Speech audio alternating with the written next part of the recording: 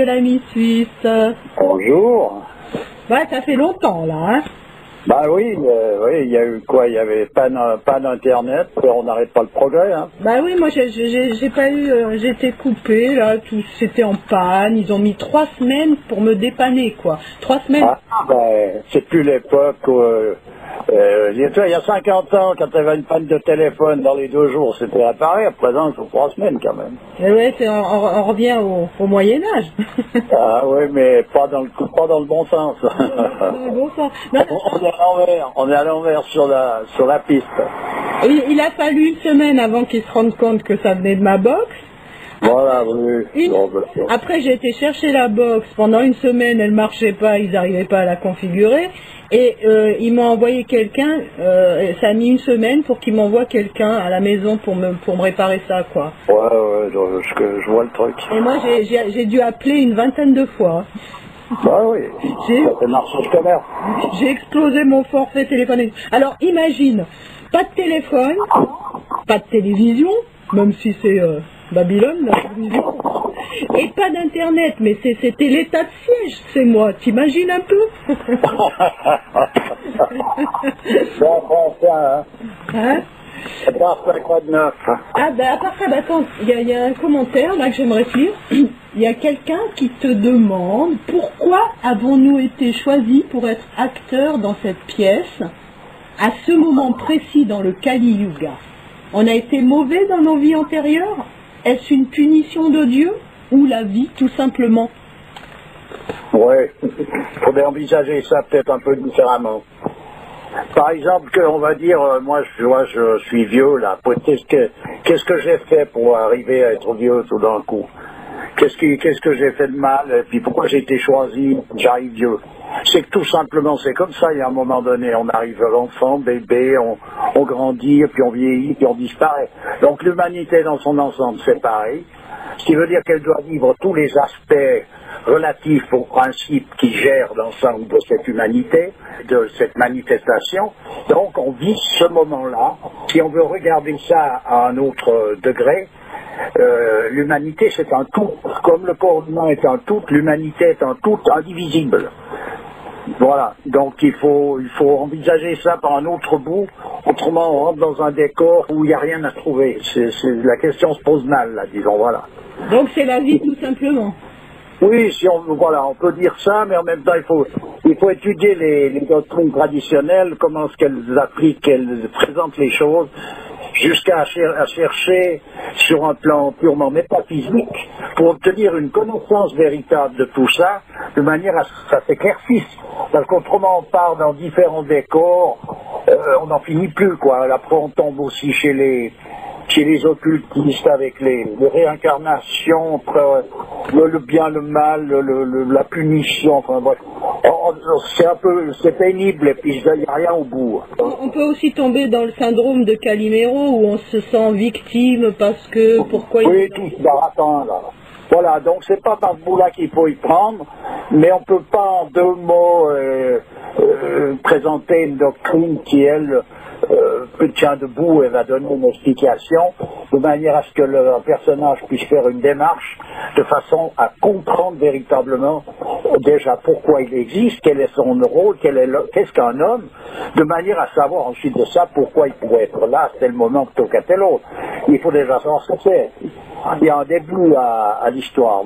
Et ensuite de ça, il faut faire la démarche nécessaire. Voilà. Bon, voilà, disons ce que je peux dire là-dessus.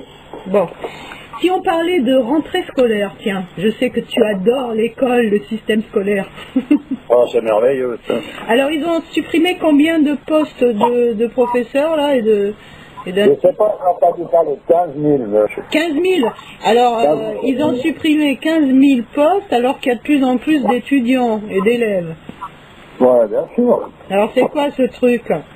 Ah ben, disons que ça, c'est pas compliqué, mais il faut prendre le truc par le début, tu vois. Qui a instauré l'école laïque obligatoire? Comment il s'appelle, là Jules Ferry, non? C'est pas lui? Oui, c'est Jules Ferry. On nous parle de Charlemagne qui a mis l'école. C'est pas lui, il est pas dans le coup. Charlemagne, il a revivifié une école qui est l'école traditionnelle qui a traversé tous les âges, et qui est une école qui amenait à une connaissance libératrice. Jules Ferry, lui, a mis en place l'école laïque obligatoire. C'est plus ça, c'est plus une connaissance libératrice, il s'agit d'obtenir un savoir-faire de manière à rendre les personnages productifs. Parce que l'école laïque obligatoire, ça a été un service rendu à l'industrie.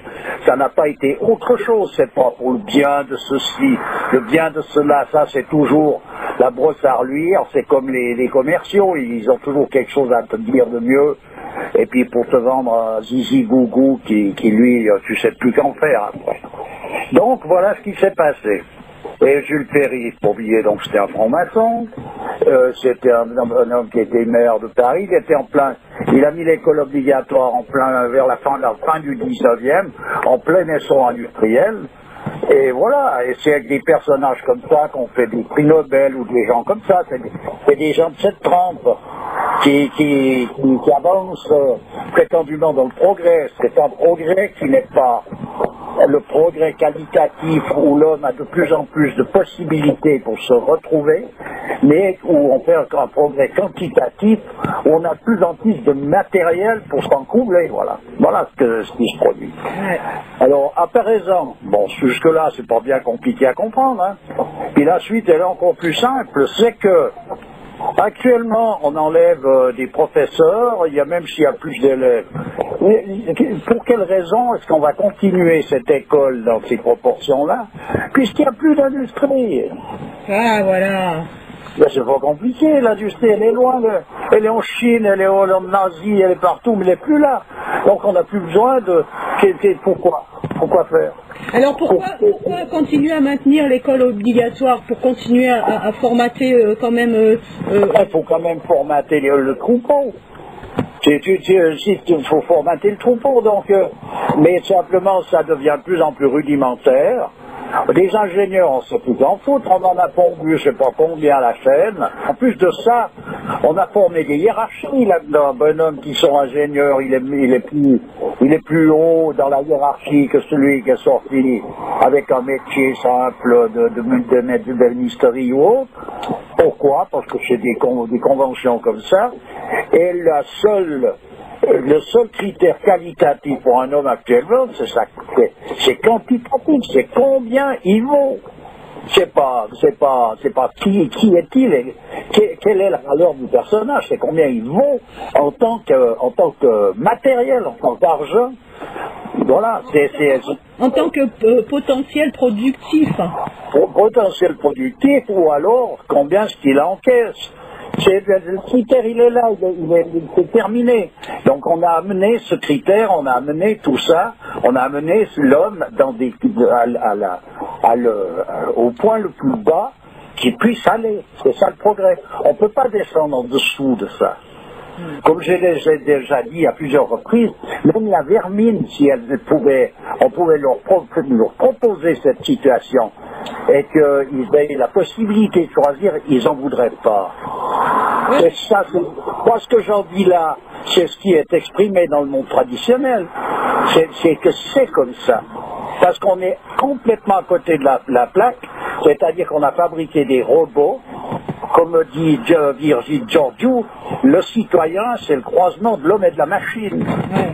En fait, quand on parle de progrès, on parle de progression de la dégénérescence, tout simplement. Oui, c'est une dégénérescence, et actuellement, et d'ailleurs, il n'y a qu'à voir, on parle de l'école, mais je vais te dire, il y a encore 50 ans, 60 ans, un peu plus, et un étudiant, à un moment donné, il devait s'emmagasiner la somme de Thomas d'Aquin, ça fait partie du programme, qui actuellement sait même qui c'est, et puis qui est apte à pouvoir lire une page sans s'en coubler, puis de ne plus se rappeler le début.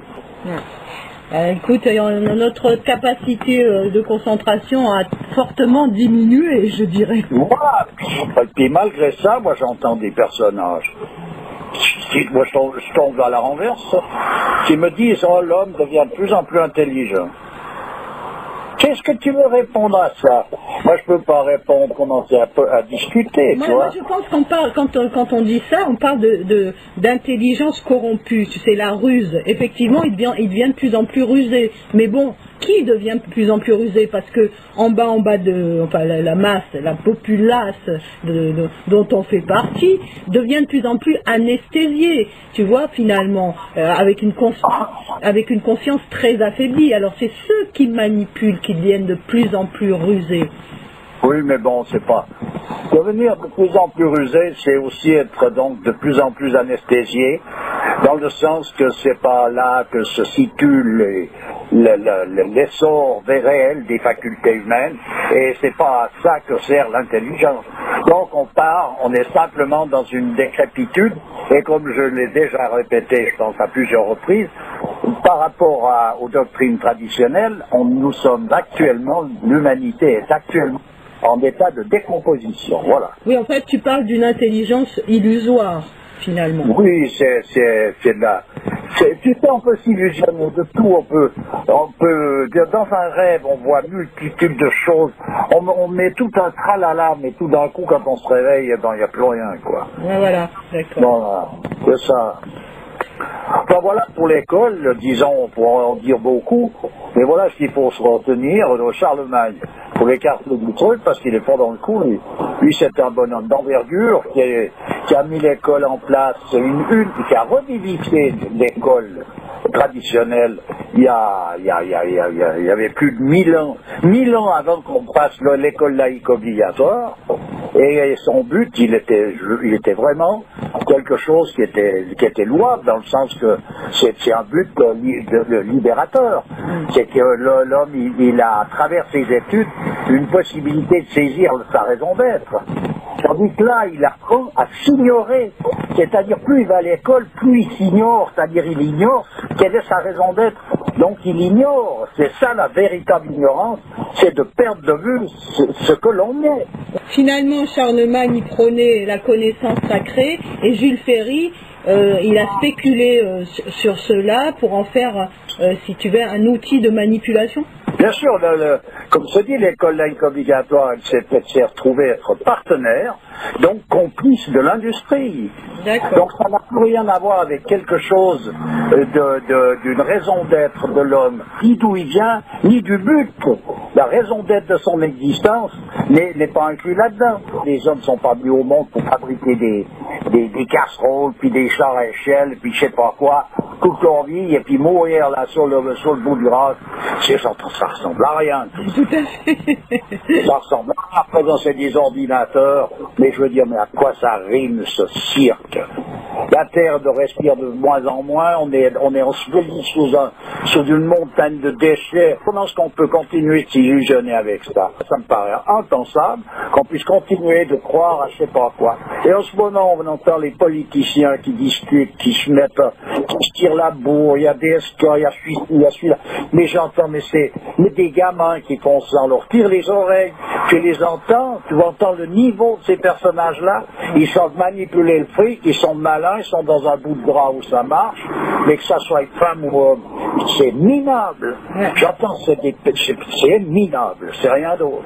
Finalement, l'homme, à l'époque des compagnons, il était là pour construire des cathédrales, c'était quand même beaucoup plus noble.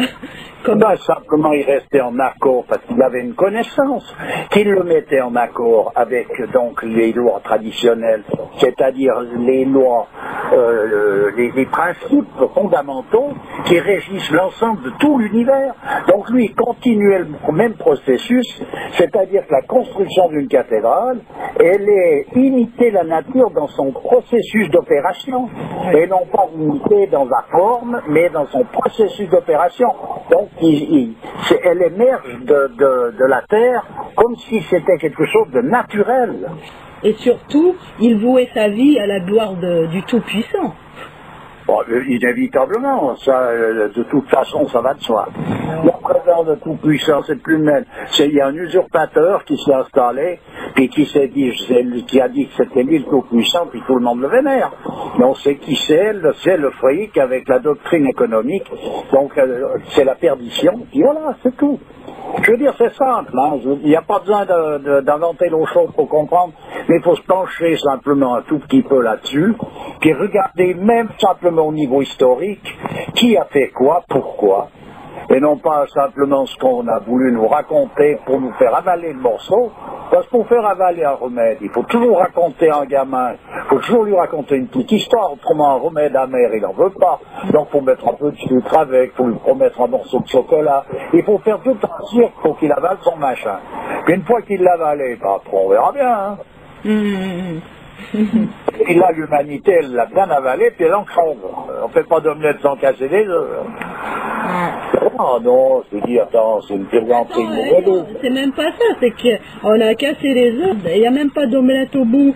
Faut bien sûr que non, c'est pas une omelette, c'est un gâchis. C'est une autre histoire. C'est des œufs brouillés. Voilà pour en venir à l'école que... Non, t'as pas entendu ma vanne. C'est des œufs brouillés. Ah ouais, d'accord. Oui, tout à fait. Bon, qu'est-ce que voilà, quoi. tu as quelque chose à rajouter, là, il y a 2 minutes? Bon, ben écoute, rien de spécial, à part que je vois pas très bien comment corriger le tir, à part individuellement. C'est tant qu'on a un peu de vie, rechercher à retomber sur ses pieds, en recontactant en quelque sorte les vraies connaissances, se repositionner de manière à pouvoir aller dans la direction où l'homme doit aller et d'où il vient. Après, dans la mesure des possibilités, mais c'est une démarche à faire quoi qu'il arrive. Le restant, ça ne vaut pas pique-tête, toutes ces grandes histoires où on va changer le monde avec des panneaux solaires, avec je sais pas quoi. Tout le monde qui se débrouille avec toutes ces histoires, mais je veux dire, c'est pas, on va pas avec ce genre de plan au devant d'un bonheur de l'humanité, c'est pas vrai. Même pour celui qui croit qu'en restant peu nombreux, parce qu'après on nous chante l'histoire du nombre, et ils veulent en massacrer je ne sais plus combien, mais même s'ils arrivaient à leur fin, même s'il reste une poignée de lascars, parce qu'ils ont la terre pour eux tout seuls, ça ne peut pas faire. Je veux dire, ils sont pas à envier, ils sont à plaindre, parce que quand ils seront tout seuls, ça sera la galère encore plus qu'à présent. Donc on va pas commencer à se batailler pour rester tout seul. Pourquoi ça sera la galère? Parce que la Terre se régénérera, comme elle le fait, elle sait si bien le faire. Et puis voilà, ça sera la galère parce que l'esprit n'y est pas. Et ça sera la galère parce que ça fait partie. Je vais te dire, c'est comme les vieillards, plus t'es vieux, puis plus tu disparaître, c'est tout. Il n'y a pas de... Il faut tenir compte de ça, c'est qu'il y a un mouvement cyclique qui fait qu'à un moment donné, tu peux rester tout seul sur Terre avec tout le matos qu'il y a, tu vas mourir à l'heure de ta mort, tu vas pas aller plus loin. Ouais. Donc il n'y a pas de renouvellement possible dans ce sens-là. Et on ne remettra pas sur place une société de rêve, c'est-à-dire une société qui correspond à quelque chose dans le cadre traditionnel, à quoi on peut avoir certaines données correspondant à des sociétés antiques où la beauté était prédominante dans tout ce qu'ils faisaient. L'affaire est close. Oui, que finalement, ce mouvement qui veut coûte que coûte installer une espèce de paradis artificiel sur Terre, c'est aussi pathétique qu'une vieille femme qui veut essayer de rester jeune. Ben, bien sûr, c'est la même histoire. C'est des trucs de dopé, ça. C'est après trois rails de coke, puis tu vois la partie, le paradis est là, quoi, c'est bon. Ok. Bon, ok, bah écoute, on va en rester là. Je te remercie, et puis plaisir. À une prochaine. Oui, d'accord, en espérant qu'il y ait encore Internet. Non mais là, c'est parti pour un tour, j'espère. Oh bon, on a gagné, alors. Hourra. Ouais, ok. Allez, au revoir. Allez, au revoir, à bientôt.